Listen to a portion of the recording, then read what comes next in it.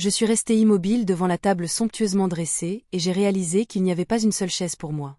Va manger dehors comme une mendiante, a grondé mon fils assez fort pour que toute la salle l'entende. Ma belle-fille a ri, son verre de vin rouge tremblant dans sa main. J'ai subtilement fait signe à un serveur, je me suis penchée et lui ai murmuré quelques mots qui l'ont fait se figer. Puis j'ai relevé la tête, j'ai souri calmement et j'ai dit « Très bien, si quelqu'un doit partir, ce ne sera pas moi. » Tout s'est arrêté un instant. Le tintement des couverts, les rires étouffés des tables voisines, même le doux jazz au piano, tout s'est tu comme si quelqu'un avait débranché la prise. J'ai senti des dizaines de regards se poser sur moi. Quelques clients se sont penchés à mi-chemin de leur chaise, ouvertement curieux. Le serveur à côté de moi se tenait raide, ses yeux allant de moi à mon fils comme s'il attendait un ordre. Mon cœur battait la chamade, mais mon visage gardait le même sourire fin et stable, si calme qu'il en devenait glacial. J'ai l'habitude de cacher un cœur tremblant derrière une apparence tranquille. J'ai dû apprendre cela pour survivre toute ma vie. Lucas, mon fils unique, s'est affalé sur sa chaise, les bras croisés. La lumière du lustre en cristal au-dessus de lui illuminait un visage rougi par l'orgueil et la colère. À côté de lui, Chloé, ma belle-fille, s'est penchée en arrière nonchalamment, ses lèvres rouges pâles dessinant un sourire moqueur. J'ai regardé la longue table drapée d'un lin blanc impeccable, les couverts étincelants, les verres en cristal remplis de vin fin. Il y avait 3 chaises. 2 étaient occupées, et moi, la mère de Lucas, je n'avais pas de place. Cette unique chaise manquante, cette absence délibérée, était le coup le plus profond. Cela en disait plus que tout ce que Lucas venait de me lancer. « Quoi ? Qu'est-ce que tu viens de dire » ai-je demandé, la voix stable mais rauque. J'ai essayé d'empêcher le tremblement de mon poignet. Lucas a eu un sourire narquois. « Tu m'as entendu. Il n'y a pas de place pour toi ici. Ce n'est pas ta place. Si tu veux dîner, il y a plein de bistrots dehors. Tu seras plus à ta place avec eux. » Chloé a incliné la tête, sa voix sirupeuse jusqu'à l'impudence. « Il est juste honnête, Hélène. Tout le monde ne peut pas se permettre cet endroit ou n'a le style pour s'asseoir à cette table. » J'ai pris une lente inspiration.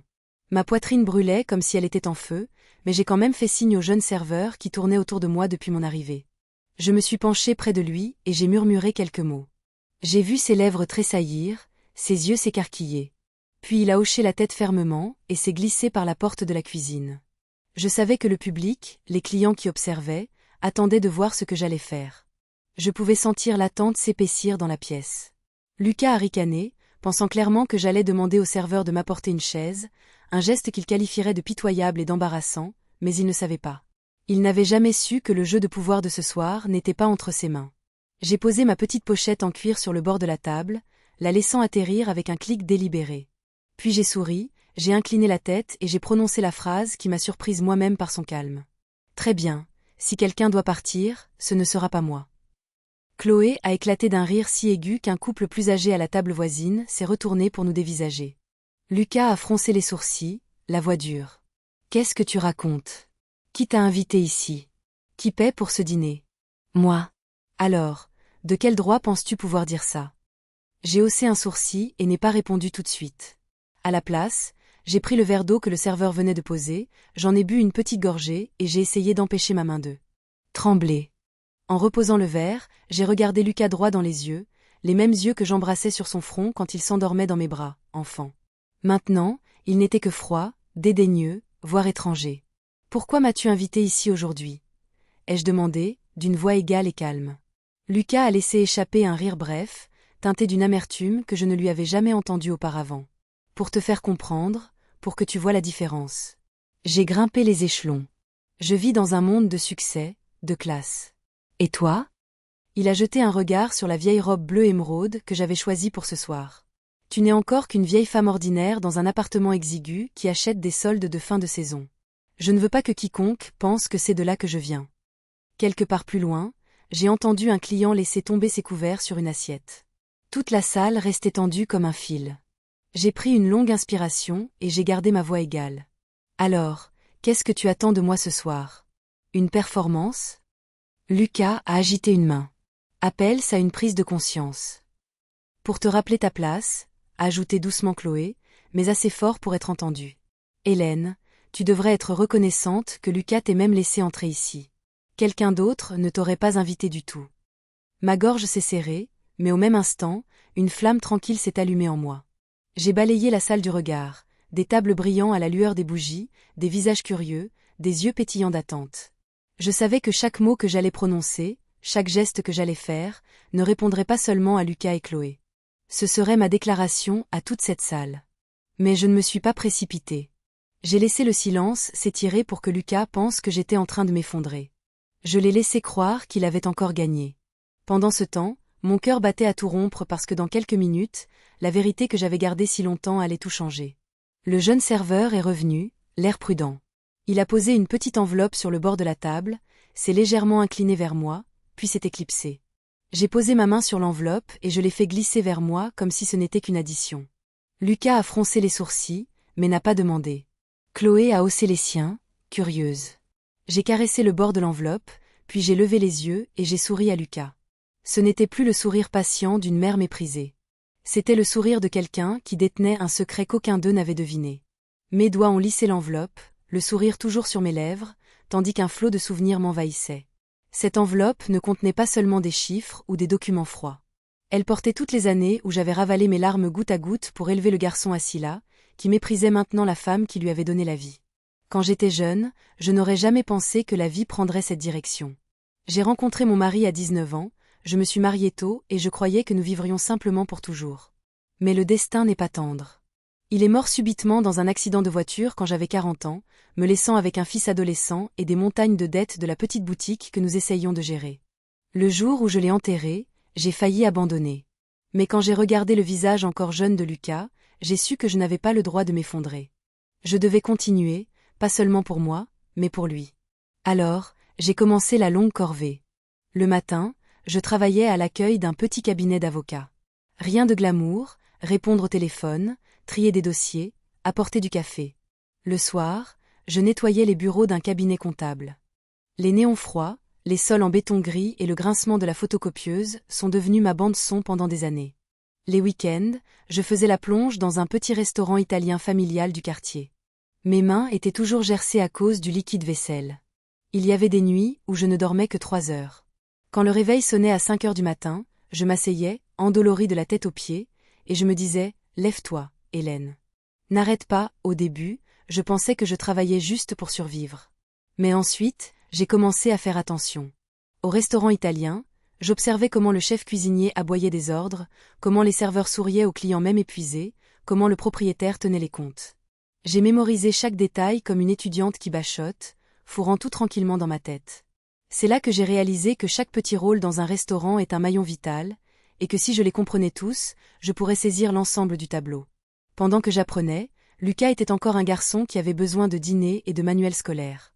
Certains jours, il rentrait à la maison contrarié parce qu'il ne pouvait pas se permettre une sortie scolaire avec sa classe. Mon cœur se brisait, mais je serrais les dents. J'ai choisi de vendre mon alliance, le seul souvenir de mon mari, pour payer la première année de frais de scolarité de Lucas à l'université. Cette nuit-là, j'ai pleuré en silence dans ma chambre. Mais le lendemain matin, quand Lucas a vu le reçu de paiement, il m'a serré dans ses bras et a murmuré « Je te promets que je ne te ferai jamais honte de moi. » Je l'ai cru. Mais le temps change tout. Lucas est entré dans une université prestigieuse. J'ai pleuré là, à la journée d'orientation. J'étais si fière. Il s'est facilement intégré dans un nouveau monde avec des amis de famille riches. J'ai remarqué qu'il devenait gêné quand ses amis apprenaient que je faisais un travail manuel. Quand je déposais de la nourriture faite maison à sa résidence universitaire, il baissait la voix. « Maman, ne parle pas trop de ton travail. »« D'accord. Mes amis n'ont pas besoin de savoir. » Je souriais et hochais la tête, mais à l'intérieur, c'était comme si quelqu'un me serrait la poitrine. Après son diplôme, Lucas a décroché un emploi dans une grande entreprise. J'étais ravie pour lui, me disant que tous les sacrifices avaient payé. Mais la distance s'est creusée, les appels se sont raréfiés, les dîners de famille se sont estompés. Je suis devenue une ombre lointaine dans la vie éblouissante qu'il se construisait. Même alors, j'ai continué à travailler dans ce petit restaurant, mais pas seulement à la plonge. J'ai demandé à passer au service, puis en cuisine. J'ai appris à gérer les factures, à négocier avec les fournisseurs. Une fois, j'ai repéré un court-circuit qui a failli provoquer un incendie et je l'ai géré à temps. Le propriétaire m'a fait davantage confiance après cela. Je n'ai jamais cessé d'apprendre. J'ai lu des livres de gestion, regardé des vidéos de formation, assisté à des ateliers gratuits.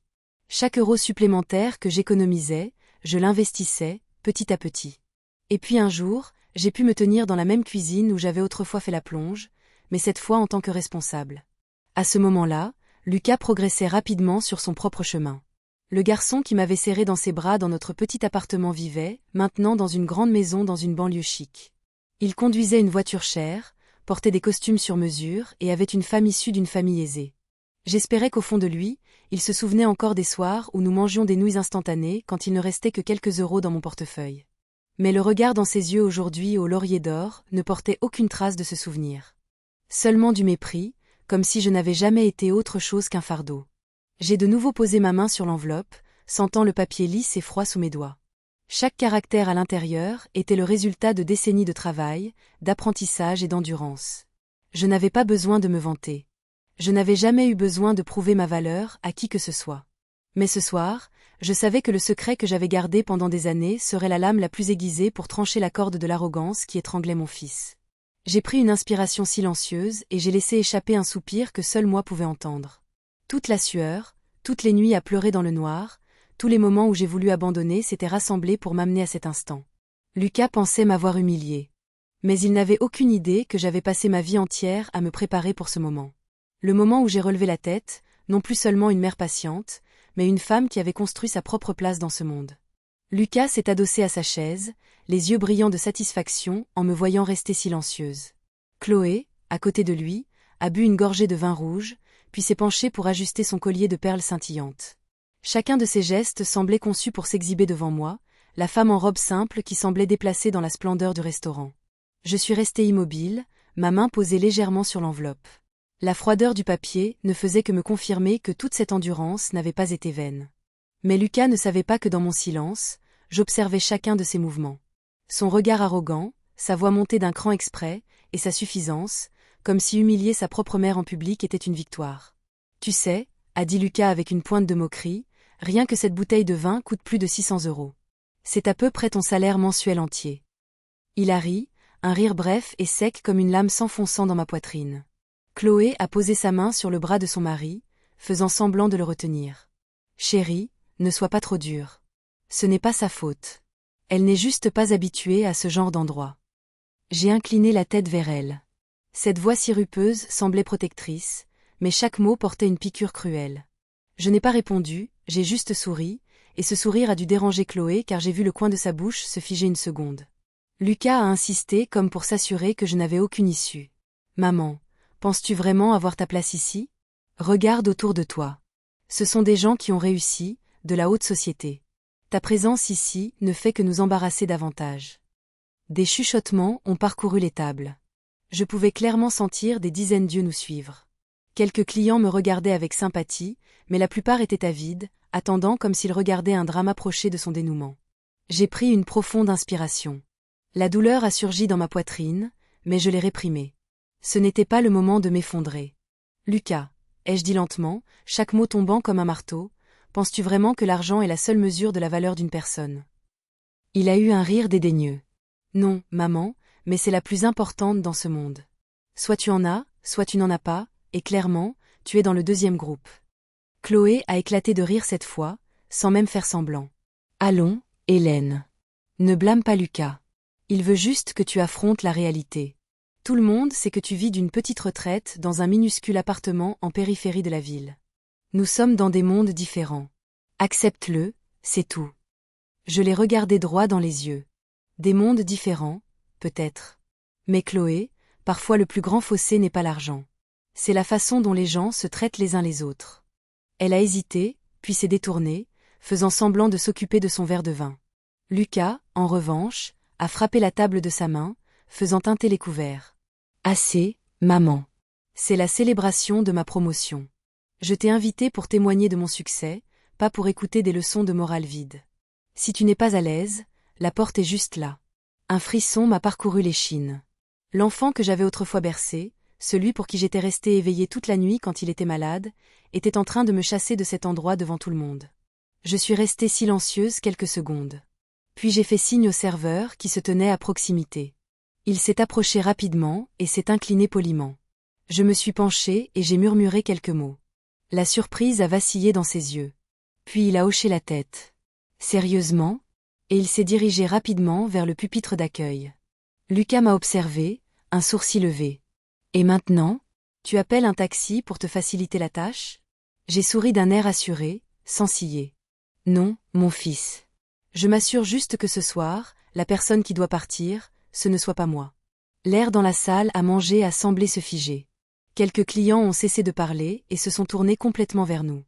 Je pouvais sentir la tension se propager de table en table. Chloé a eu un rire sec. Qui essaies-tu d'effrayer? C'est le territoire des gens comme nous, et toi? Elle a laissé son regard balayer ma robe simple. Tu n'es qu'une étrangère qui essaie de s'incruster. Je n'ai pas répondu. J'ai simplement posé ma main sur l'enveloppe et j'ai lissé une ligne droite dessus. Mon cœur battait lentement et fermement, comme si chaque seconde se préparait à un changement inéluctable. Sous la douce lumière dorée, j'ai vu plus clairement que jamais la distance entre moi et eux. Une distance non pas faite d'argent, mais de l'arrogance gravée dans les yeux de mon fils. Cette distance était le gouffre qui séparait une mère et son enfant. Un gouffre que je savais que je forcerais Lucas à affronter ce soir. J'ai relevé la tête, j'ai gardé le sourire et j'ai laissé le silence s'étirer. Parce que je savais que les prochaines secondes n'appartiendraient plus à Lucas ou à Chloé, elles m'appartiendraient à moi.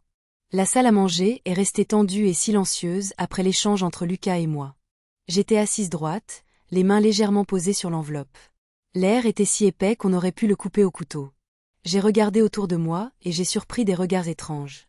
Ce n'était plus seulement de la curiosité, mais une observation concentrée avec une pointe de respect. Le jeune serveur à proximité, hésitant il y a un instant, s'est maintenant profondément incliné devant moi.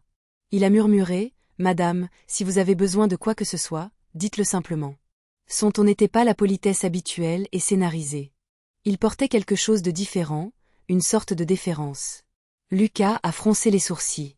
Qu'est-ce qui ne va pas avec lui? Pourquoi est-il si respectueux envers toi? Il m'a dévisagé, méfiant. Chloé a ricané, balayant cela d'un revers de main. Il a probablement juste pitié d'elle. Il nous a vu la mettre dans l'embarras. Mais j'ai remarqué que quelques autres membres du personnel jetaient un coup d'œil dans ma direction, puis faisaient de petits hochements de tête. Ils n'ont pas dit un mot, mais leurs yeux contenaient une familiarité, comme si je n'étais pas une cliente lambda venue de la rue. J'ai lentement bu une gorgée d'eau, laissant le silence s'installer sur la table. À l'intérieur de moi montait un étrange mélange, moitié piqûre, moitié calme. Je savais que ce que j'avais semé au fil des ans commençait à fleurir, même si Lucas et Chloé n'en avaient aucune idée. Soudain, un homme d'âge mûr en costume gris clair s'est approché. Grand, stable, sans hâte. C'était Oscar, le directeur de longue date du Laurier d'Or. Je l'ai reconnu tout de suite, son visage plus âgé que la dernière fois que nous nous étions rencontrés, mais les yeux les mêmes, posés, clairs et loyaux. « Bonsoir, madame », a dit Oscar d'une voix profonde et respectueuse. « Tout va bien ?» J'ai souri légèrement et j'ai hoché la tête. « Tout va bien, Oscar. Merci. » Lucas a froncé les sourcils, jetant un regard entre nous. « Attendez. Vous connaissez ma mère ?» Oscar a marqué une pause, puis a répondu brièvement. « Nous nous connaissons depuis longtemps. » Il n'a pas expliqué davantage, mais c'était suffisant pour agiter la salle. Chloé est intervenue, le regard froid. La connaître depuis longtemps? Pourquoi un directeur de restaurant la connaîtrait-elle? Oscar n'a pas répondu. Il s'est simplement incliné devant moi et s'est retiré, laissant Lucas et Chloé figés avec leurs questions. Je pouvais voir la confusion monter dans leurs yeux. Pas seulement eux, les clients voisins avaient commencé à chuchoter. Une femme en robe rouge a murmuré à son mari, « Regarde, le directeur sort rarement lui-même. » Et il vient de saluer cette femme personnellement. Le mari a hoché la tête, ses yeux se plissant en me regardant. Lucas s'est tourné complètement sur sa chaise et m'a fixé. « Maman, qu'est-ce que tu nous caches? Pourquoi le personnel te traite-t-il comme ça ?» Je n'ai pas répondu tout de suite. J'ai laissé le silence planer, un miroir pour l'impatience dans ses yeux. J'ai vu sa main se resserrer autour de son verre de vin, ses doigts tremblants. Chloé a pincé les lèvres, les yeux rivés sur l'enveloppe devant moi. J'ai soupiré légèrement et j'ai dit lentement. « Tout ne peut pas être vu à l'œil nu, Lucas. Certaines choses, tu ne les remarques que lorsque tu y prêtes vraiment attention. » Chloé a reniflé. On dirait de la philosophie de bas étage. « Arrête ça, Hélène. Ne fais pas semblant d'être mystérieuse. Nous savons que tu n'as rien d'autre qu'un vieil appartement et une petite retraite. Ne pense pas que quelques membres du personnel poli te rendent importante. » J'ai levé le visage et j'ai rencontré son regard, calme. Si tu penses que tout n'est que surface, alors tu ne m'as jamais comprise. Cela a fait vaciller Chloé un instant. Puis elle s'est détournée et a pris une gorgée de vin rapide pour cacher son malaise. Juste à ce moment, un groupe de serveurs est passé avec les plats principaux. J'ai remarqué que le plus jeune, nouveau, posait les assiettes devant Lucas et Chloé rapidement, mais quand il a posé la mienne, il s'est arrêté, s'est incliné plus bas et a dit doucement « Bon appétit, madame ». Sa voix tremblait comme s'il servait quelqu'un au-dessus des clients habituels. Le tintement des couverts continuait dans la salle, mais je pouvais sentir un courant différent se propager. Lucas et Chloé l'ont senti aussi. J'ai vu l'agitation dans leurs mouvements. Lucas n'arrêtait pas de bouger sur son siège. Chloé tordait sa serviette fermement dans sa main. À cet instant, je me suis sentie à la fois blessée et légère. Blessée que mon fils et ma belle-fille doivent rester dans cette confusion. Légère parce que je savais que la vérité se dévoilait d'elle-même. Je n'avais pas besoin de la précipiter. Lucas a soudainement frappé la table, impatient. « Maman, dis-le. Qu'est-ce que tu as fait? Pourquoi tout le monde te regarde comme ça ?» J'ai fermé les yeux brièvement, puis je les ai ouverts et je les regardai droit dans les yeux. « Sois patient. Parfois, pour apprendre la vérité, il faut apprendre à attendre. » Chloé s'est levée d'un bond, sa chaise grinçant sur le sol. « Je n'ai pas besoin d'attendre. Je veux savoir tout de suite. Hélène, à quel jeu joues-tu ici? » Toute la salle s'est tue un instant. Certains convives se sont tournés complètement vers nous, non plus seulement curieux, mais regardant comme une pièce de théâtre atteignant son apogée. Je suis restée assise, souriant calmement. Si vous êtes si impatient, ouvrez les yeux et regardez. La vérité apparaît souvent dans les petites choses. Il suffit de faire attention, et vous verrez. Chloé s'est figée, respirant rapidement. Lucas a regardé autour de lui, les yeux rivés sur chaque membre du personnel qui observait tranquillement, sur chaque regard en coin des tables voisines. Personne n'a parlé, mais la différence dans la façon dont il me traitait devenait une preuve indéniable. J'ai senti mon cœur battre dans ma poitrine, mais mon visage est resté calme. Je savais que la bataille de ce soir n'était pas terminée.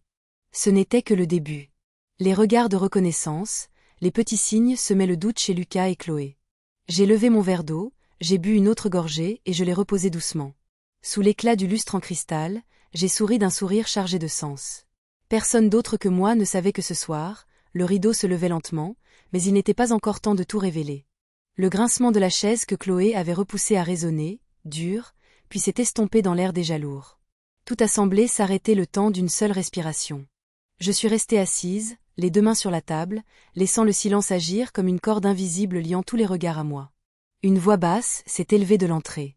Désolée pour l'interruption, mais je pense que je devrais être ici. Tout le monde s'est retourné d'un coup. Monsieur Dubois, le président du conseil d'administration du restaurant, entrait. Son costume sur mesure lui allait parfaitement, ses chaussures en cuir poli reflétant la lumière chaude. Il se déplaçait d'un pas mesuré, imposant, comme si cette salle avait été construite pour lui. Lucas a failli bondir de sa chaise, un sourire précipité apparaissant. « Monsieur Dubois, quel honneur de vous avoir à notre table. » « Je suis. » Mais Monsieur Dubois ne l'a pas regardé. Son regard a traversé la foule et s'est arrêté sur moi.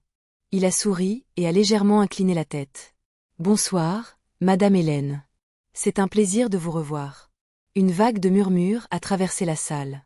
J'ai senti des dizaines d'yeux stupéfaits. Lucas s'est raidi, jetant des regards entre moi et Monsieur Dubois, comme s'il ne pouvait pas croire ce qu'il voyait. Chloé a serré sa serviette jusqu'à la froisser, son visage pâlissant clairement. J'ai salué Monsieur Dubois d'un signe de tête aussi calmement que s'il s'agissait d'une réunion de routine. « Bonsoir. Je ne m'attendais pas à ce que vous veniez en personne. » Monsieur Dubois a haussé légèrement les épaules, la voix chaude mais ferme. « J'ai entendu dire qu'il y avait un malentendu. Pour moi, votre présence n'est jamais une mince affaire. » La salle a de nouveau bourdonné. Certains clients se sont penchés si loin en avant qu'ils étaient pratiquement hors de leur siège, les yeux écarquillés comme s'ils regardaient une scène de film captivante. Lucas a finalement réussi à parler, la voix cassée. « Maman, tu le connais? Pourquoi? Pourquoi Monsieur Dubois t'appelle-t-il Madame Hélène ?» Chloé est intervenue, précipitant ses mots. « Ce doit être une erreur. Ce n'est pas possible. » Monsieur Dubois s'est tourné vers eux, les yeux sévères. « Il n'y a pas d'erreur. Sans Madame Hélène, le laurier d'or n'existerait pas pour que vous puissiez y être assis aujourd'hui. » Le bruit dans la salle à manger est tombé comme une pierre dans l'eau. J'ai vu Lucas lutter pour respirer. Chloé s'est figée. J'ai lentement ouvert l'enveloppe toujours devant moi. Le bruissement des papiers à l'intérieur a retenti, aussi aigu qu'une alarme pour une vérité qui ne pouvait plus être évitée. Je les ai fait glisser vers Lucas et j'ai dit d'une voix égale, « Si tu as besoin de preuves, jette un coup d'œil. » Ses mains tremblaient en les prenant. Des certificats de propriété, des contrats portant ma signature, des sceaux officiels clairs comme le jour. Chaque feuille entaillait la carapace arrogante qu'il portait depuis si longtemps. « Non, c'est impossible », a-t-il murmuré, les yeux fixés sur les mots noirs sur papier blanc. « Tu as acheté ce restaurant. » Monsieur Dubois a hoché la tête. Pas seulement celui-ci. Madame Hélène a discrètement investi et soutenu les opérations pendant des années. Nous avons de la chance de la voir. Chloé a arraché une page, l'a parcourue, puis a eu un rire cassant. Ça doit être faux. Une mise en scène bon marché. Monsieur Dubois l'a interrompu, la voix se durcissant. Madame, j'ai personnellement signé ce contrat. Si vous en doutez, je le confirmerai devant n'importe quel tribunal de votre choix. La couleur a inondé le visage de Chloé, la colère et la peur scintillant dans ses yeux. Elle a rejeté les papiers sur la table, la voix montant dans les aigus. Non, c'est inacceptable. Je l'ai regardé droit dans les yeux, mon regard aussi tranchant qu'une lame. Chloé, la vérité n'a besoin de l'acceptation de personne. Elle existe, que tu le veuilles ou non. Lucas s'est effondré sur sa chaise, les mains dans les cheveux. Mon Dieu, tout ce temps. Tu possédais cet endroit. Et moi? Il s'est étouffé avec les mots. Je me suis penchée vers lui, la voix basse mais ferme. Oui. Et tu t'es tenu dans cette pièce, devant tout le monde, et tu as dit à ta mère qu'elle ne méritait pas de chaise. Comprends-tu ce que tu viens de faire, Lucas? Il a tremblé de tout son corps, les yeux rouges. Chloé a bafouillé. Tu nous as caché ça. Tu as monté ça pour nous humilier. Je me suis redressée et je les ai regardés tous les deux. Non, je n'ai jamais voulu humilier qui que ce soit. Mais j'ai dû laisser la vérité parler parce que vous êtes allés trop loin. Ce soir, vous avez arraché vos propres masques devant tout le monde. L'air s'est de nouveau tendu, comme si toute la salle attendait la prochaine réplique. Monsieur Dubois s'est écarté, me laissant de l'espace.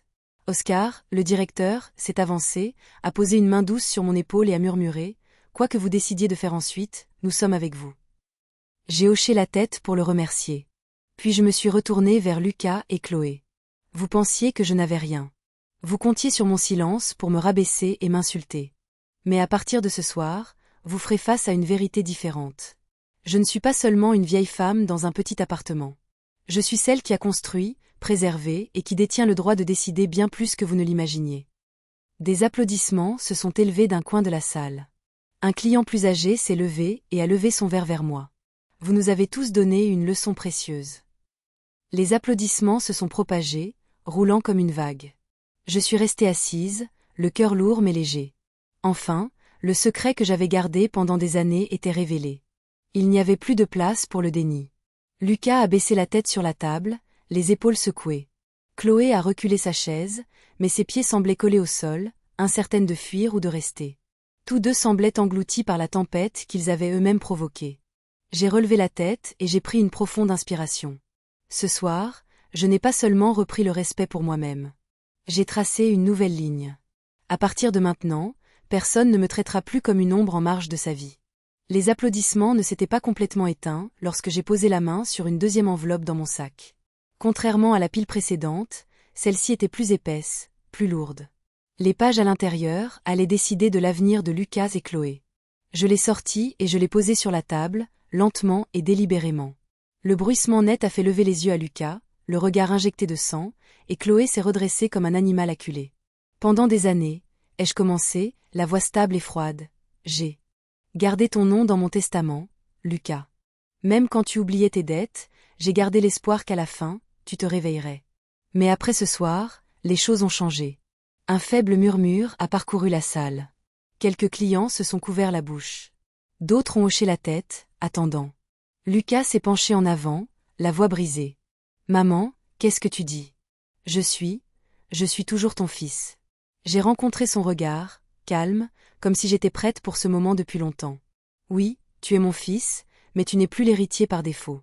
J'ai ouvert l'enveloppe et j'ai sorti des pages estampillées de sceaux légaux. L'encre noire et froide sous la lumière du lustre ressemblait à des marques gravées dans la pierre. Je les ai fait glisser vers Lucas. Ceci est un nouveau testament provisoire. Tous mes biens sont mis en attente. Tu ne recevras pas un seul euro, tant que tu n'auras pas prouvé que tu le mérites. Chloé a eu un rire sec, essayant de couvrir sa panique. Elle bluffe.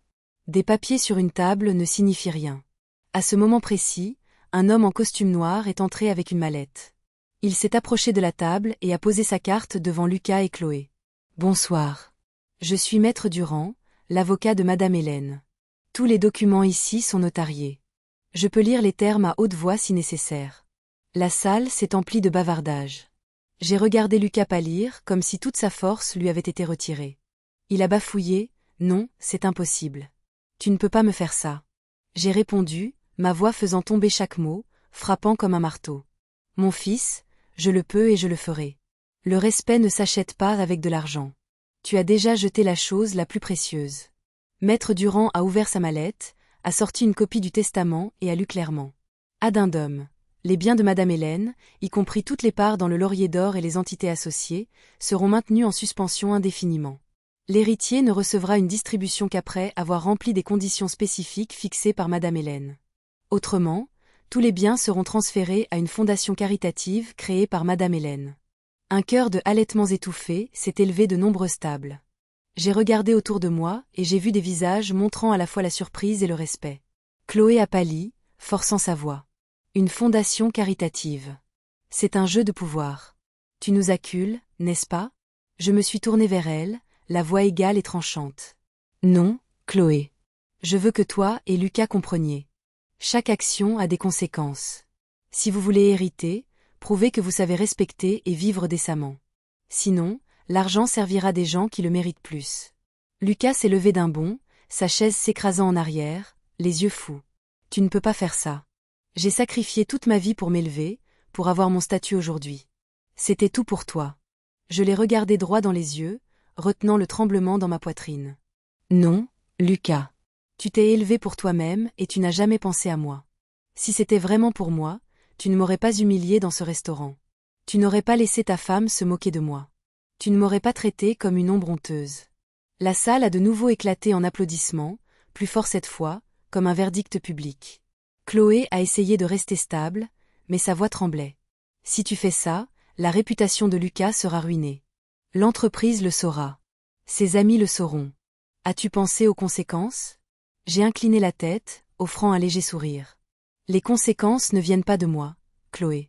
Elles viennent de la façon dont vous m'avez traité. Maître Durand, l'avocat, a refermé le dossier et a dit fermement, à partir de cet instant, le Nouveau Testament est en vigueur. S'il y a un litige, nous le résoudrons au tribunal. Mais je doute que ce soit nécessaire, car toutes les preuves sont claires. Lucas s'est effondré sur sa chaise, enfouissant son visage dans ses mains. J'ai regardé mon fils, le cœur amer, mais sans regret. Ce n'était pas seulement une punition. C'était sa dernière chance de voir le chemin sur lequel il était. Je me suis tournée vers la salle et j'ai parlé d'une voix stable. Tous ceux qui sont ici aujourd'hui ont été témoins de tout. Je n'ai plus besoin de me cacher. Je suis restée silencieuse trop longtemps. Et ce silence n'a fait qu'alimenter l'ingratitude. À partir de maintenant, je ne laisserai personne, même mon propre sang, me mépriser à nouveau. Les applaudissements ont explosé, rugissant comme une vague. Je me suis redressée et j'ai laissé le son m'envelopper comme une armure solide. Lucas a gardé la tête baissée. Chloé est restée silencieuse. Je savais que le jeu avait complètement basculé à cet instant. Je n'étais plus celle qui attendait passivement le jugement. J'avais repris le droit de décider, et il devrait vivre avec cette vérité. Les applaudissements dans la salle à manger se sont lentement estompés, ne laissant que des yeux expectants. Lucas avait toujours le visage dans ses mains, et Chloé était assise, figée, les lèvres tremblantes comme si elle rejouait chaque mot qu'elle venait d'entendre. J'ai pris une longue inspiration, j'ai posé ma main sur les documents devant moi et je me suis levée. Lucas, Chloé, ai-je commencé, d'une voix ferme mais pas dure, je ne vous fermerai pas la porte pour toujours. Mais toute porte ne s'ouvre que si vous prouvez que vous avez vraiment changé. Et pour ce faire, je fixe 6 conditions. Ces 6 conditions détermineront si vous avez encore une chance. L'air a semblé s'épaissir. Quelques clients se sont penchés en avant comme s'il assistait à une audience sérieuse. Maître Durand s'est assis tranquillement, un stylo à la main, prêt à prendre des notes. Lucas a relevé la tête, le visage tordu par le désespoir. Quelles conditions? Je ferai n'importe quoi. Je l'ai regardé longuement sans ciller. Ne promets pas encore. Écoute d'abord, puis décide. J'ai levé un doigt. Premièrement, vous ferez tous les deux du bénévolat dans une maison de retraite pendant 1 an, chaque week-end. Pas seulement signer une feuille de présence. Vous vous occuperez directement des personnes qui ont été laissées pour compte, vous parlerez avec elles, vous partagerez du temps avec elles. Vous devez comprendre la solitude de la vieillesse. La même solitude que j'ai ressentie depuis que vous m'avez mise à l'écart de vos vies. Chloé a tressailli, prête à objecter, mais mon regard l'a fait se mordre la lèvre et se taire. J'ai levé un deuxième doigt. Deuxièmement, vous quitterez votre maison de luxe et vivrez dans un appartement modeste avec un budget de 3 500 € par mois. Ce n'est pas peu, mais c'est juste assez pour vous rappeler que vivre décemment ne nécessite pas de se pavaner. Je veux que vous réappreniez l'humilité, la chose que vous avez perdue. Lucas a tremblé, la voix s'étranglant. Mais, maman, la maison. Je l'ai interrompue, la voix tranchante comme une lame. La maison importe moins que la leçon que tu dois apprendre. J'ai levé un troisième doigt. Troisièmement, Lucas, tu travailleras dans l'un de mes restaurants. Pas comme manager, pas dans l'administration, comme serveur. Tu porteras des plateaux, tu accueilleras les clients avec respect et tu géreras les plaintes. Ce n'est que lorsque tu ressentiras cela que tu comprendras d'où je suis parti et que tu respecteras les gens que tu méprisais. Un murmure s'est répandu dans la salle. Beaucoup de gens hochaient la tête. Lucas est resté figé, les jointures blanches. J'ai levé un quatrième doigt. Quatrièmement, vous écrirez 2 lettres d'excuses publiques. Une à ton entreprise où tu te vantais de ta pauvre mère comme si c'était une tâche. Une au journal local pour t'excuser auprès des personnes âgées de les avoir rabaissées. Si tu veux vraiment réparer ta réputation, commence par l'honnêteté. Chloé a dégluti difficilement et Lucas a fermé les yeux comme s'il recevait un autre coup. Mais je n'avais pas fini. J'ai levé un 5e doigt. Cinquièmement, pendant l'année à venir, vous me rendrez visite chaque semaine. Pas une visite pour cocher une case, du temps réel, un dîner ensemble, une conversation, de l'écoute. Vous devez apprendre à me voir comme une personne réelle, pas une ombre honteuse que vous évitez. Mes yeux les ont fixés tous les deux. Si vous vous présentez rigide et faux, je le saurai. Je vous ai vu grandir. Je peux dire ce qui est réel et ce qui ne l'est pas finalement, j'ai ouvert ma main, laissant les 6 doigts se replier dans la déclaration. Sixièmement, la condition la plus importante. Pendant cette année, si vous dérapez ne serait-ce qu'une fois, si vous me manquez de respect ou si vous retombez dans vos anciennes habitudes, la totalité de mes biens ira immédiatement à l'œuvre de charité. Il n'y aura pas d'autre chance. La salle est devenue silencieuse. On pouvait entendre le clic d'un couvert sur une table lointaine. Chloé a lâché, la voix brisée. C'est une condamnation, pas des conditions. Personne ne peut endurer ça. J'ai souri sans la moindre trace de tremblement. Chloé, si ces 6 conditions sont trop lourdes, vous êtes libre de partir. Mais si vous voulez vraiment faire vos preuves, restez et recommencez depuis le début. Lucas a baissé la tête, puis a soudainement levé les yeux, rouge. Maman, je le ferai. Je promets que je le ferai. Je ne veux pas te perdre. Je ne veux pas tout perdre. Je l'ai regardé, la poitrine serrée, mais j'ai gardé ma sévérité. Tu n'as pas besoin de promettre, Lucas. Tu as juste besoin de le faire. Une année prouvera tout. Maître Durand a signé, son ton formel. Toutes les conditions ont été ajoutées à l'addendum du testament. S'ils échouent, tous les biens seront transférés à l'œuvre de charité conformément à la loi. Des chuchotements se sont de nouveau élevés, mais cette fois avec de nombreux hochements de tête approbateurs dans la salle. Je me suis assise et j'ai bu une gorgée d'eau, la fraîcheur apaisant ma gorge. Ce soir, je n'avais pas seulement retourné la situation. J'avais mis mon fils sur un chemin étroit, où il devait choisir entre la dignité et la perte. Lucas et Chloé se sont regardés, désespérés. Mais dans les yeux de Lucas, j'ai vu une faible lueur que je n'avais pas vue depuis longtemps. Un remords sincère. Et ce n'était que le début. Dans les jours qui ont suivi ce dîner fatidique au Laurier d'Or, quelque chose de lourd a semblé s'installer dans nos vies. Fini les SMS arrogants de Lucas. Fini les invitations à des fêtes empreintes de condescendance. À la place, j'ai eu des appels maladroits, des voix hésitantes et parfois de longs silences étouffants. Une semaine plus tard, la première condition a pris effet. Lucas et Chloé ont dû quitter leur spacieuse maison de banlieue où chaque pièce ressemblait à une page de magazine de design et emménager dans un appartement modeste d'un complexe de classe ouvrière. J'étais là le jour de leur déménagement, non pas pour superviser, mais pour assister de mes propres yeux au début du changement. Un petit camion de déménagement s'est arrêté, des déménageurs transportant carton après carton.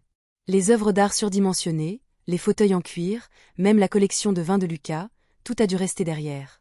Chloé se tenait dans l'embrasure de la porte, serrant une petite boîte, les yeux rouges. Elle ne pleurait pas, mais chaque mèche de ses cheveux semblait protester contre l'abandon du confort. Lucas est resté silencieux, le visage livide, sa main tremblant alors qu'il fermait la porte à clé pour la dernière fois. Dans le nouvel appartement, le contraste était saisissant. Des escaliers étroits, de la peinture écaillée, l'odeur d'oignons frits de la cuisine du dessous qui montait. À l'intérieur, le salon contenait à peine un canapé usé et une petite table en bois. La fenêtre donnait sur un minuscule balcon surplombant un parking bondé de voitures anciennes. Chloé est entrée, a fait un tour sur elle-même et a lâché « Oh, mon Dieu, tu appelles ça vivre ?» Je me tenais derrière elle, calme. « Oui, et vous vivrez comme ça pendant 1 an. Considérez cela comme votre premier cours d'humilité. » Lucas n'a rien dit, il a simplement posé un carton et s'est affalé sur le canapé, la tête baissée. Je ne le blâmais pas. Le choc de passer d'une maison de luxe à un appartement modeste n'est pas facile à avaler, surtout quand votre propre mère vous force à franchir cette ligne. Le premier jour au restaurant est arrivé plus vite qu'il ne s'y attendait. J'ai choisi le bistrot de la Rivière, pas le Laurier d'Or, mais un établissement de milieu de gamme de mon groupe. Je n'ai délibérément pas laissé Lucas commencer dans l'endroit le plus glamour, mais dans un lieu animé, bondé et parfois impatient. Ce matin-là, je suis arrivé tôt et j'ai observé depuis une table d'angle. Lucas portait l'uniforme, chemise blanche, tablier noir, chaussures souples pour se déplacer rapidement. Il avait l'air raide, comme un acteur sur scène pour la première fois. Ses cheveux habituellement impeccables étaient en désordre, attachés en arrière, et ses mains tremblaient en portant un plateau d'eau. Ses premiers clients étaient un couple âgé. La femme a demandé un thé chaud, sans sucre. Lucas a apporté un sachet de thé dans une tasse, mais a oublié la théière d'eau chaude à côté. Elle a froncé les sourcils et le lui a rappelé. Il a bafouillé des excuses, s'est retourné trop vite, et le plateau a heurté une table. Des têtes se sont tournées. J'ai vu ses oreilles devenir rouges, mais il n'a pas fui. Il est revenu avec le bon service et s'est légèrement incliné pour s'excuser à nouveau. À cet instant, j'ai su qu'au moins, Lucas essayait. Chloé ne servait pas à table, mais elle était affectée au poste d'accueil, saluant les clients et gérant les placements. Ce n'est pas facile. Cela demande de la patience et une voix douce. Le premier jour, je l'ai observé derrière le pupitre, forçant un sourire. Quand un grand groupe s'est plaint de l'attente, Chloé s'est emportée une seconde, puis s'est forcée à garder un ton doux. À la fin du service, ils se sont tous les deux appuyés contre le mur, dégoulinant de sueur. Lucas a marmonné « Maman, je n'avais aucune idée que ce travail était si dur. » J'ai simplement hoché la tête. Dur, mais nécessaire. C'est comme ça que tu apprends à respecter les gens que tu méprisais. Le week-end, c'était l'heure de la première condition, le bénévolat à la maison de retraite. Je suis allée avec eux pour les présenter au personnel. La route d'accès était ombragée par des arbres. Pas de paillettes de la ville, juste l'odeur de l'herbe sèche et le chant des oiseaux. Quand nous sommes entrés dans le hall principal, un groupe de personnes âgées jouait aux cartes. D'autres étaient assis dans des fauteuils roulants face au jardin. Une femme aux cheveux d'argent avec un visage profondément ridé a levé les yeux et a souri gentiment. De nouveau. La bouche de Chloé s'est crispée en se faisant appeler jeune, mais elle a hoché la tête avec raideur. Lucas s'est assis à côté d'un homme plus âgé et a écouté des histoires des années de guerre. Je me suis assise plus en arrière et j'ai regardé, et une mince lueur d'espoir est née en moi. Peut-être, juste peut-être, commencerait-il à comprendre la valeur de la simple présence. Ce soir-là, je suis rentrée chez moi et je me suis assise dans mon vieux fauteuil. 2 images jouaient dans ma tête. Lucas tâtonnant avec le plateau d'eau et Chloé forçant un sourire au client. Ce n'était pas une victoire éclatante, juste les premiers pas sur une longue route. Mais chaque pas, aussi chancelant soit-il, comptait quand même. Je savais qu'il y aurait des moments où il faiblirait, même se rebellerait. Mais je savais aussi que la route ne pouvait pas être plus courte. Si vous voulez réparer les choses, vous commencez par baisser la tête devant les petites choses. Et aujourd'hui, au moins, ils ont baissé la tête. Les premières semaines ont passé et j'ai continué à observer discrètement. Lucas et Chloé semblaient s'habituer au nouveau rythme, mais je savais que ce n'était qu'en surface. Dans leurs yeux et leurs gestes, il y avait des éclairs d'étouffement. Quelqu'un qui avait l'habitude de s'asseoir dans un bureau en hauteur, portait maintenant des plateaux. Quelqu'un qui avait l'habitude d'entrer avec un portefeuille de créateur, saluait maintenant les clients en uniforme simple. Ce n'est pas quelque chose que l'on change en quelques jours. Un après-midi, je suis passée au bistrot de la Rivière juste au moment où Lucas servait une table difficile. Un homme plus âgé s'est plaint que son steak était trop cuit et a exigé un remplacement immédiat. Lucas a serré la mâchoire, mais a quand même baissé la tête et a dit Oui, je vais en informer la cuisine. J'ai vu sa main serrer le plateau si fort que ses jointures sont devenues blanches. Il se retenait, mais la fierté en lui n'avait pas disparu. Chloé était différente. Au poste d'accueil, elle essayait de sourire, mais parfois son impatience transparaissait. Une cliente âgée signait le reçu lentement, et Chloé a froncé les sourcils, puis l'a rapidement masqué. J'ai tout vu. L'habitude de mépriser les autres ne s'efface pas facilement. Puis le jour fatidique est arrivé. C'était un week-end et le restaurant était bondé. Lucas faisait des allers-retours constants, sa chemise trempée de sueur. Un groupe de jeunes hommes dans le coin n'arrêtait pas de le taquiner, demandant plus d'eau juste pour le faire revenir encore et encore. Au début, Lucas a encaissé, mais à la 4e fois, l'un d'eux a ricané. N'étais-tu pas un gros bonnet? Maintenant, tu n'es qu'un serveur de seconde zone. J'ai vu la couleur quitter le visage de Lucas. Il s'est figé, le plateau s'inclinant alors que l'eau se renversait. Puis sa retenue a cédé. Il a grondé. N'avez-vous rien de mieux à faire que d'humilier les gens? La salle est devenue silencieuse. Les clients voisins se sont tournés pour regarder. Le personnel de cuisine a passé la tête. J'ai soupiré, sachant que le premier dérapage était arrivé. Le directeur s'est précipité pour s'excuser auprès de la table, puis a emmené Lucas à l'arrière. Je me suis levée et j'ai suivi. Dans la salle de pause exiguë, Lucas s'est laissé tomber sur une chaise, la tête baissée. La voix du directeur était ferme. On ne peut pas parler aux clients comme ça. C'est une règle de base. Lucas n'a pas discuté, il a juste marmonné « Je n'en peux plus, maman. J'ai essayé, mais je ne supporte pas d'être traité comme ça. » J'ai regardé mon fils, ressentant à la fois de la pitié et de la douleur. Lucas, c'est exactement ce que tu dois apprendre. Tu ne m'as pas traité différemment de la façon dont ils t'ont traité. Comprends-tu ce sentiment maintenant? Il n'a pas répondu, il a juste couvert son visage de ses mains. Mais le dérapage ne s'est pas arrêté là. Quelques jours plus tard, j'ai reçu un appel de la maison de retraite. Un superviseur a parlé avec précaution. Madame Hélène, hier, Chloé est partie plus tôt. Elle a dit que c'était urgent, mais nous avons découvert que c'était juste une excuse. Certains résidents étaient tristes parce qu'ils attendaient et elle n'est jamais revenue. Ma poitrine s'est serrée. Je suis allée directement à leur appartement. La porte s'est ouverte sur Chloé assise à sa coiffeuse, faisant défiler son téléphone, et Lucas affalé sur le canapé. Aucun signe de remords. Comprenez-vous ce que vous venez de faire? Ai-je demandé, ma voix plus froide que jamais. Chloé a sursauté, puis s'est rapidement défendue. J'étais juste fatiguée.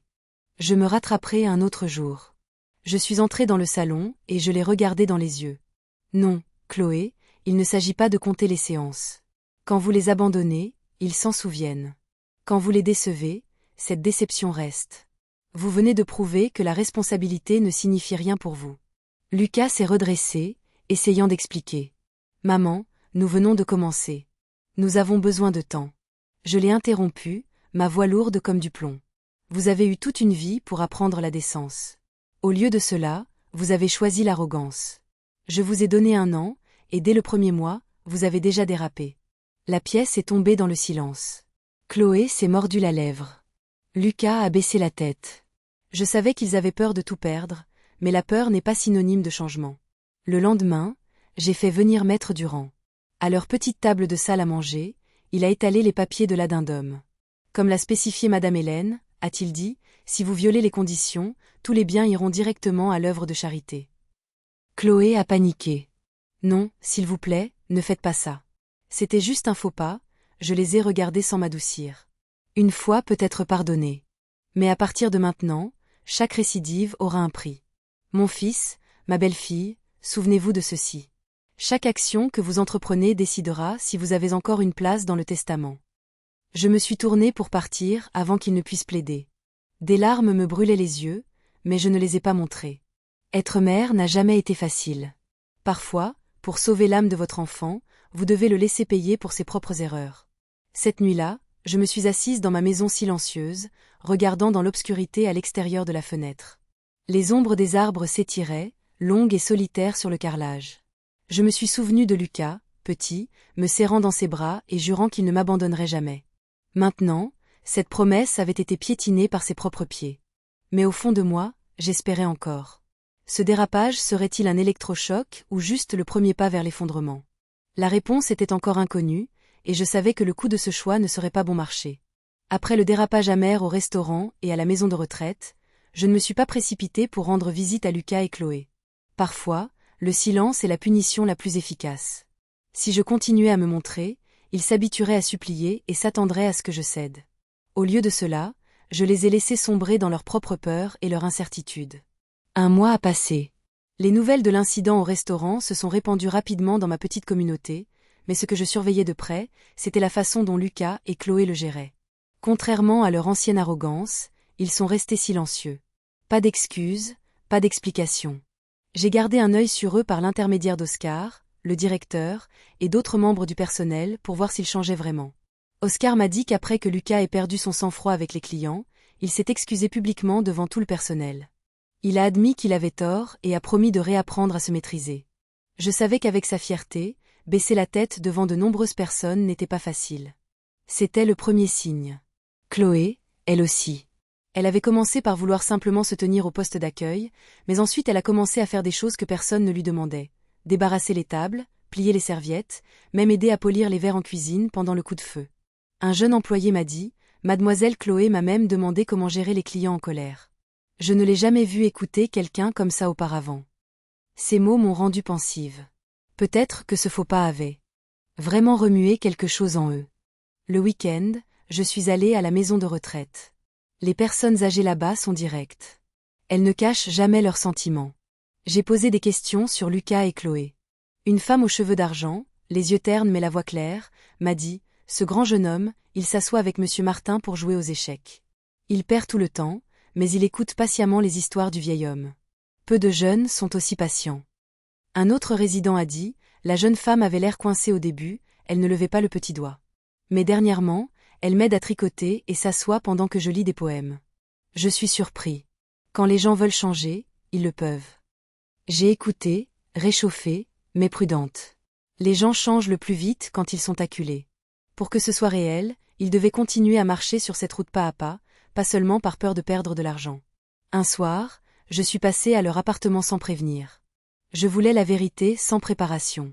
La porte s'est ouverte sur Chloé en vêtements simples, les cheveux attachés en arrière, le visage sans maquillage. Elle ne ressemblait en rien à la femme glamour d'avant, et j'ai remarqué quelque chose d'étrange. Son sourire semblait un peu réel, pas forcé. « Salut, maman », a-t-elle dit doucement, s'écartant pour que je puisse entrer. Dans le salon, Lucas était assis par terre, entouré de pages pleines de gribouillis. Quand il m'a vu, il s'est levé d'un bond, troublé. « Maman, j'écris la lettre d'excuse à mon entreprise. Je veux le faire avec soin pour qu'il sache que je suis sincère. » Je me suis approchée et j'ai regardé les lignes maladroites mais sincères. L'arrogance avait disparu. Juste un effort maladroit, constant et réel. J'ai hoché la tête et je n'ai rien dit, le laissant continuer. Le dîner était simple. Des pâtes, des légumes sautés et du poulet rôti. Chloé a dit qu'elle avait appris à le cuisiner d'une femme âgée à la maison de retraite. Je n'aurais jamais pensé que j'aimerais être dans la cuisine, a-t-elle souri. Mais quand j'ai vu à quel point elle était heureuse de partager ses astuces, je me suis sentie vraiment heureuse. J'ai écouté, un sentiment difficile à nommer montant en moi. C'était peut-être le changement que j'avais espéré. Pas bruyant ou ostentatoire, juste de petits morceaux de vérité qui se recollaient lentement. J'ai demandé à Lucas, te souviens-tu de la 5e condition ? Me rendre visite chaque semaine, non pas pour faire semblant, mais pour vraiment écouter. Il a hoché la tête, les yeux rouges. Maman, je sais que j'ai fait tellement de mal, mais cette fois je veux le faire pour toi, pas pour l'argent. Je n'ai pas répondu tout de suite. J'ai cherché dans ses yeux le moindre signe de mensonge. Tout ce que j'ai vu, c'était de la sincérité mêlée de regret. Cette nuit-là, de retour chez moi près de la fenêtre, je suis restée assise longtemps. Les lumières de la ville scintillaient à l'extérieur. Je savais que la route à parcourir était encore longue, et que ces changements étaient encore fragiles. Mais au moins, ils avaient commencé assez clairement pour toucher mon cœur. Lucas et Chloé avaient trébuché durement, mais à partir de là, ils commençaient à apprendre à se relever. Et pour la première fois depuis des années, j'ai eu un peu de foi que peut-être, juste peut-être, ils pourraient devenir de meilleures personnes. Le temps a passé et leurs changements sont devenus plus clairs. Fini les dérapages maladroits, fini les éclats de colère aléatoires. Au lieu de cela, je les ai vus baisser la tête, écouter et s'arrêter avant de laisser échapper des mots durs. Mais un nœud persistait en moi.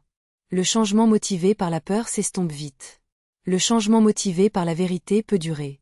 J'ai vécu assez longtemps pour savoir qu'une carapace polie peut disparaître à tout moment si rien ne change en profondeur. Un après-midi de fin d'automne, je les ai convoqués tous les deux à mon appartement. Le ciel s'était déjà assombri, et un vent froid faisait vibrer la fenêtre, transportant l'odeur des feuilles sèches. Ils sont entrés sans leur ancienne arrogance, remplacés par de la prudence. Je les ai fait asseoir à ma vieille table en bois, où j'avais passé des années à prendre le thé seul. Des mois ont passé, ai-je commencé. Et vous avez fait beaucoup de choses, mais aujourd'hui, je veux que nous nous asseyions et que nous regardions la vérité en face. Il est temps de faire une évaluation claire. Lucas a hoché la tête, tordant une serviette dans ses mains. Chloé était assise, immobile, les yeux sur la table, mais j'ai vu ses épaules trembler. J'ai sorti un dossier, des pages de notes de la maison de retraite, du directeur du restaurant, du personnel. J'ai suivi les choses, non pas pour attraper des erreurs, mais pour voir si le changement est réel. Et voici les résultats. J'ai lu lentement, chaque ligne tranchant l'air lourd. Lucas s'est excusé auprès des clients à plusieurs reprises, même quand ce n'était pas entièrement de sa faute. Chloé s'est assise patiemment pendant des heures à écouter une femme âgée répéter la même histoire. Aucun d'eux ne trouve plus d'excuses pour sauter des services. Et ils ont cessé de se plaindre de leurs conditions de vie. J'ai fait une pause et j'ai levé les yeux. Ces notes montrent que vous avez parcouru du chemin, mais la question la plus importante est, pourquoi changez-vous? À cause du testament ou à cause de qui vous êtes? Silence. Le vent sifflait clairement à l'extérieur. Puis Lucas a pris une profonde inspiration. Maman, au début, je l'ai fait parce que j'avais peur de tout perdre. Je l'admets. Mais plus je restais dans ce monde, plus j'avais honte en pensant à ce que je t'avais fait. J'ai réalisé que j'avais vécu comme un profiteur arrogant qui ne donnait jamais. Je ne veux plus être ça, que j'hérite ou non. Sa voix tremblait, mais il n'a pas détourné le regard. Pour la première fois depuis des années, j'ai vu de la franchise dans ses yeux.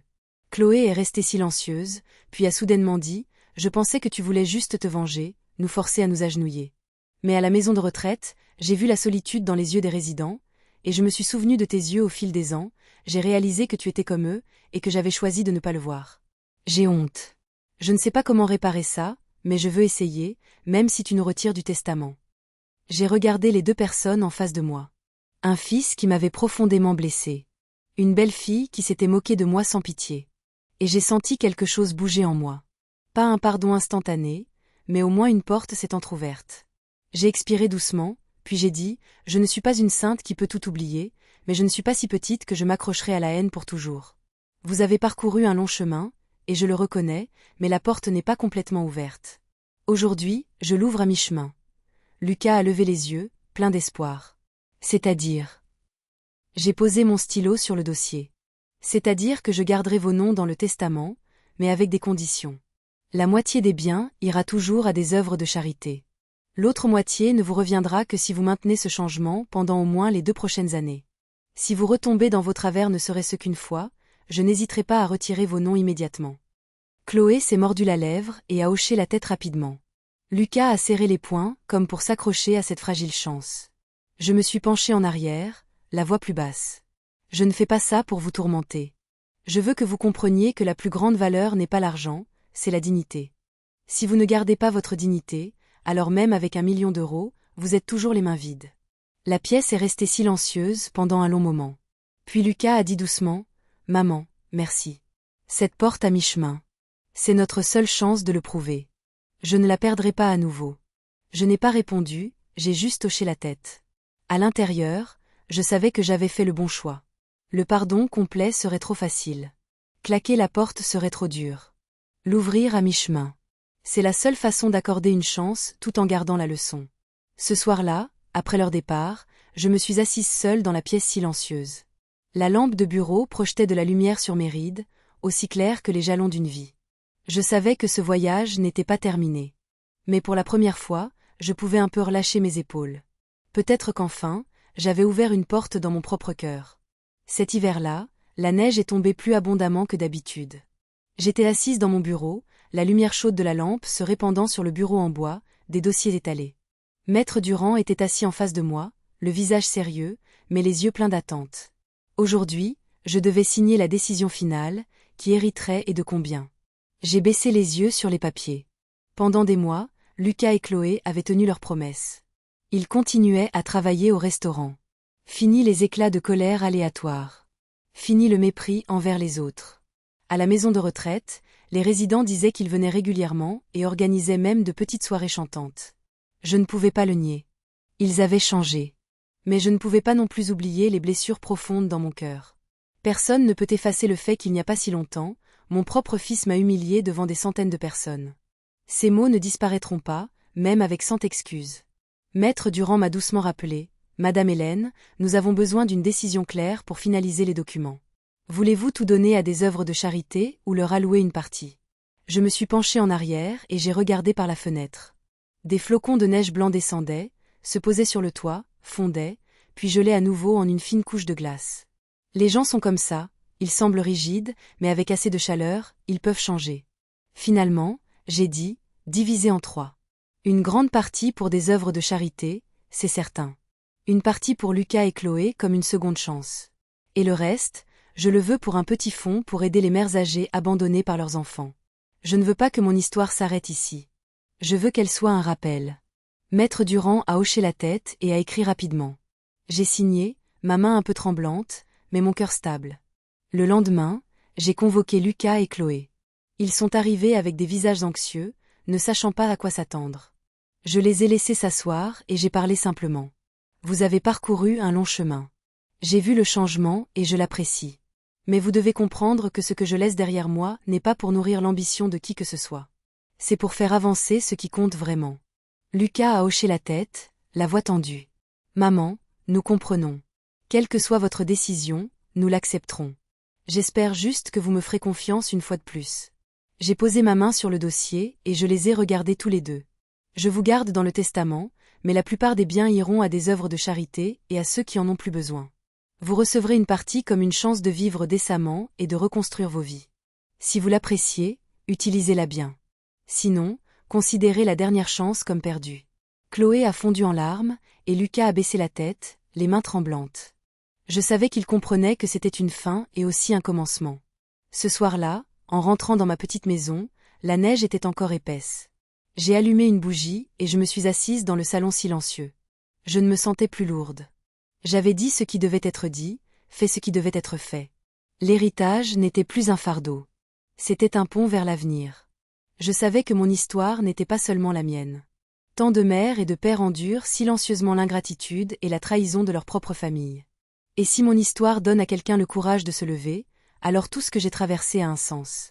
J'ai regardé droit dans la caméra, qui enregistrait ma dernière entrée de journal à partager. Ma voix était lente et basse, mais chaleureuse. La vie ne manque jamais de blessures. Ce qui compte, c'est la façon dont nous y faisons face. J'ai choisi de ne pas rester silencieuse. J'ai choisi d'ouvrir une porte à mi-chemin pour pardonner et pour enseigner. Par-dessus tout, j'ai choisi de garder ma propre valeur. J'ai souri doucement, la bougie vacillant dans le courant d'air. Si vous avez écouté jusqu'ici, dites-moi ce que vous en pensez. Avez-vous déjà été trahi par ceux que vous aimez? J'espère lire chaque mot que vous partagerez dans les commentaires. Et si vous voulez continuer à marcher avec moi, s'il vous plaît, aimez, abonnez-vous et ne manquez pas les histoires à venir. Merci d'avoir écouté patiemment une femme comme moi vider son cœur. Vous m'avez fait me sentir moins seule. J'ai fermé le journal et je l'ai posé à côté de la bougie.